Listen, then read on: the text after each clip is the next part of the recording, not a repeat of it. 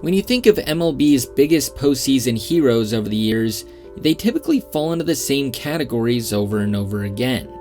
They're the heralded prospect, making a name for themselves with a huge October. They're the franchise staples, giving their fans even more of a reason to love them. And they're the legends of the game, adding even more to their Cooperstown resumes. However, Steve Pearce was none of those things. He was drafted a total of 3 times, with his highest pick coming in the 8th round. And when he finally did decide to go to the pros, he spent his first 8 seasons getting shipped between different franchises and different levels of the game, at one point playing for 4 different organizations over the course of 1 season. By the time he was traded to Boston in the middle of 2018, Pearce was a 35-year-old journeyman infielder who was only there to serve as a backup to Boston's all-star first baseman.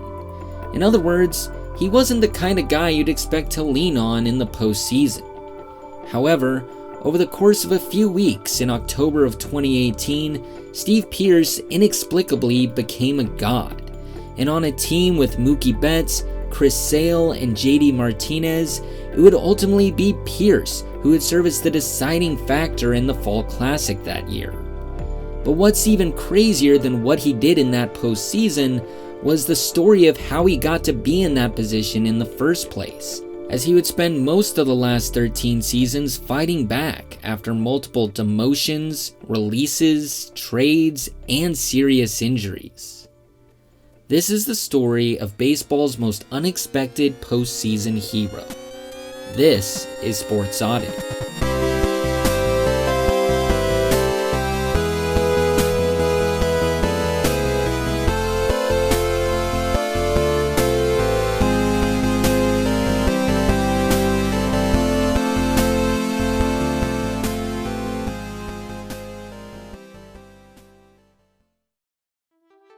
Pearce's long road to baseball glory would begin in Lakeland, Florida in the middle of the 1980s, where his parents would get him hooked on baseball from a very young age. At the time he was growing up, Pearce didn't have a local team that he could call his own, as Florida wouldn't get its own MLB franchise until he was 9 years old. So, like many kids in his predicament, he ended up inheriting his fandom from his father, who grew up in Massachusetts and was a die-hard Boston Red Sox fan. To put it in Pearce's own terms, I was brainwashed. I didn't have a choice. And so, young Steve would spend most of his childhood following his beloved Red Sox, all the while trying to play as much baseball as he possibly could. And eventually, he'd become a star on his local high school team, playing for 3 seasons at the varsity level and ending his senior year with a career batting average of .383. It was a performance that was good enough to get him drafted in the 45th round that year by the Twins. But rather than go straight into the pros, Pearce had his sights set on playing in college and eventually getting his degree. So rather than signing with Minnesota out of high school, he decided to enroll in his local junior college. And that was where things really started to roll for him. From the time he enrolled, Pearce almost immediately became the team's best hitter. And over his 2 years in JUCO ball, he developed himself into a legitimate professional prospect. And in fact, he was so good in junior college that it led to a nearly impossible decision for the young Pearce. By the end of his second season, not only was he being offered a transfer spot at the University of South Carolina, but he was also drafted yet again, this time in the 10th round by his beloved Boston Red Sox. But as strong as the temptation was to go play for his favorite team, Pearce's conviction stayed strong, and he went to go complete his degree at the University of South Carolina. This would ultimately be a good decision for Pearce in the long run, as he would hit over 40 home runs in 2 seasons, become one of the Gamecocks' best players, and ultimately lead them to a College World Series berth. Largely as a result of his performance over those 2 seasons, the Pittsburgh Pirates would select him in the 8th round of the 2005 draft. And this time around, Pearce would actually sign with Pittsburgh, finally becoming a professional baseball player. From there, it seemed like Pearce was on the fast track to becoming a regular major leaguer. During his first 2 years as a professional player, Pearce absolutely rocketed through the Pirates minor league organization, dominating at every single level along the way. And by the end of the 2007 season, just a little over 2 years after he was first drafted, Pearce made his major league debut as a September call-up. But unfortunately for Pearce, this is where things would start to stall for Pearce's career. Between 2008 and 2011, Pearce's performance almost completely stagnated.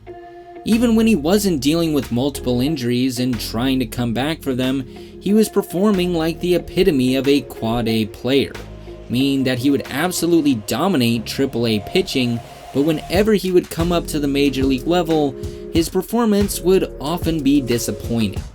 This led to a situation where both sides grew increasingly frustrated over Pearce's lack of consistent performance. And because of this, both Pearce and the Pirates eventually realized that they would both be better off if they both went their separate ways. And so, just 6 years after the organization drafted him, the Pirates granted Pearce free agency at the end of the 2011 season, allowing the team to cut their losses and giving Pearce the second chance that he desperately needed. But while Pearce was hoping to find a new home and consistent big league playing time in 2012, that year would unfortunately have very different plans for him. He started the year by signing a minor league deal with the Minnesota Twins, who would ultimately cut him at the very end of spring training that season. 2 days later, he'd sign another minor league deal with the New York Yankees, who would assign him to their AAA affiliate in Scranton. And there he would actually have some success, hitting .318 over 50 games. And in fact, he did so well that not only did the Orioles trade for him, but they actually gave him a promotion to the big league club. But unfortunately for Pearce, that move wouldn't be as permanent as he would have liked. And after just 28 games in Baltimore where he hit .254, he would ultimately be DFA'd. From there, Pearce's season would start to become a bit of a blur. Just 7 days after he was DFA'd, he'd be claimed off waivers by the Astros, where he would play just 21 games before being traded back to the New York Yankees. This time around, he actually got to stay at the big league level in the Bronx, and he stayed with the team throughout most of September. But when Brett Gardner was ready to come off the IL at the end of the season, it was ultimately Pearce that was DFA'd in order to make room for him. Ultimately, after all of that, he would spend the last few days back in Baltimore with the Orioles, who claimed him once again and kept them on their roster through the end of the year. After spending most of 2013 dealing with even more injuries, it seemed like Pearce's time in MLB was just about up. After all, 2014 was going to be his 10th professional season. He was turning 31 that April, and to that point, he had never played more than 62 games in a single MLB season, largely due to either poor performance or injuries. The good news for Pearce heading into 2014 was that he made the Orioles opening day roster. However, the bad news was that he would struggle mightily out of the gate, and in fact, he struggled so much that he was DFA'd by the Orioles on April 22nd, and by April 27th, he was released entirely, a move that likely would have spelled the end of his professional career. But then, something incredible happened.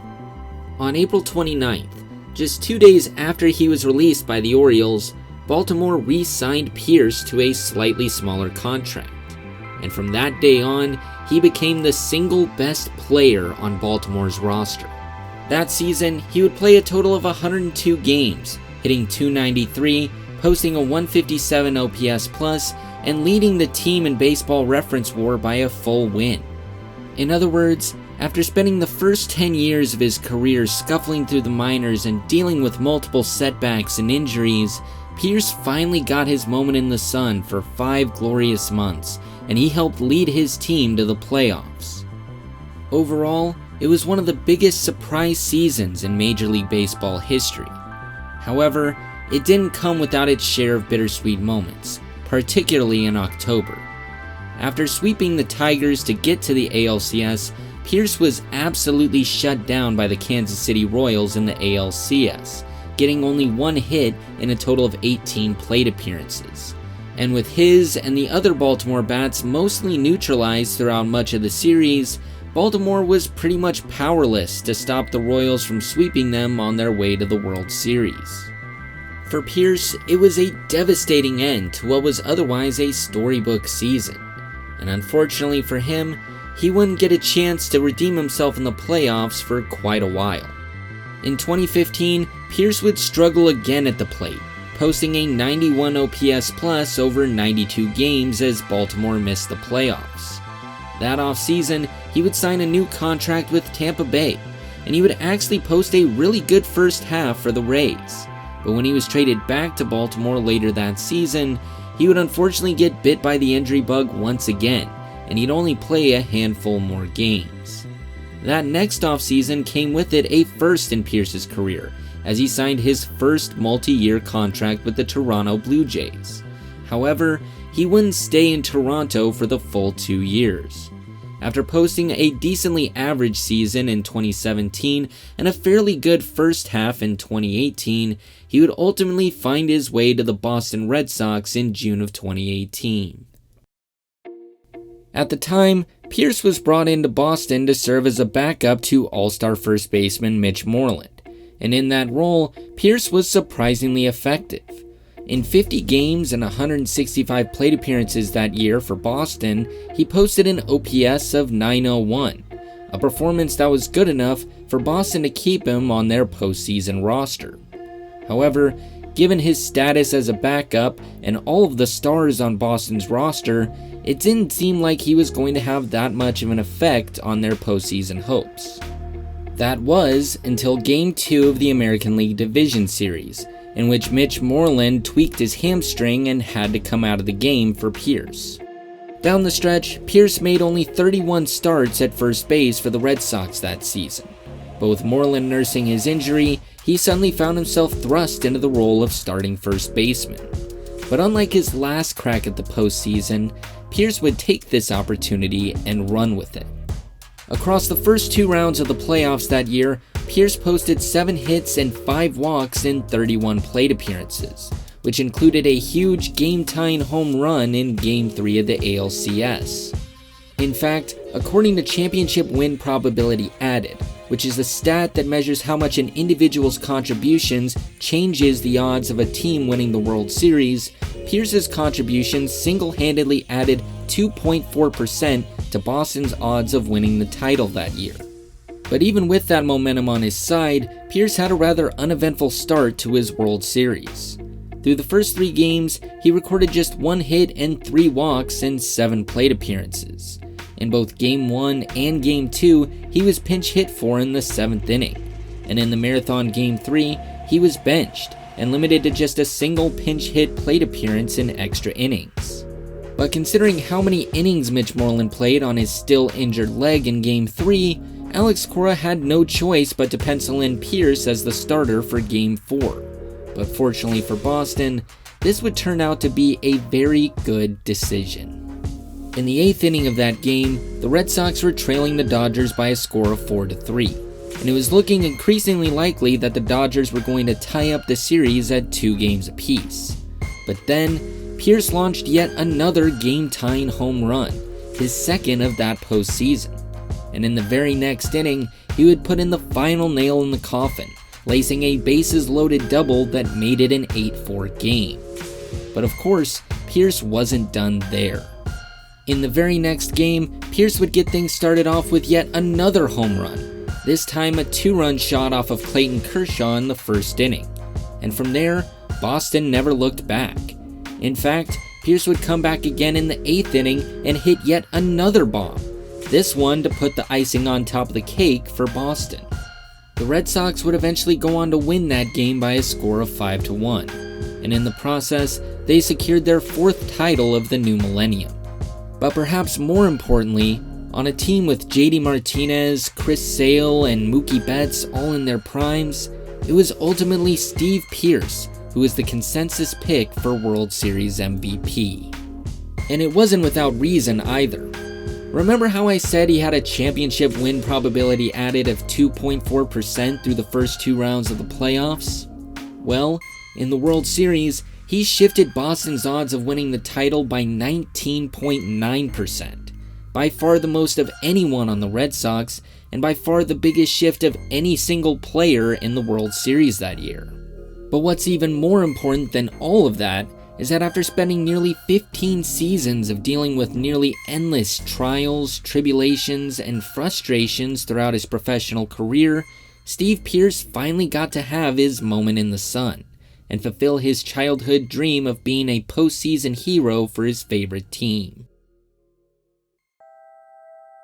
One of the most beautiful things about baseball is that it's a sport where everybody matters, and anybody can be the hero at any given time. Regardless of whether you're a perennial MVP candidate or if you're a 35-year-old backup first baseman, as long as you are on the field and taking at-bats, you have a chance to change the game completely. And as one of baseball's most unlikeliest playoff heroes, Steve Pearce not only gives us a perfect example of this concept in action, he also gives us yet another reminder of why we should never give up on our dreams.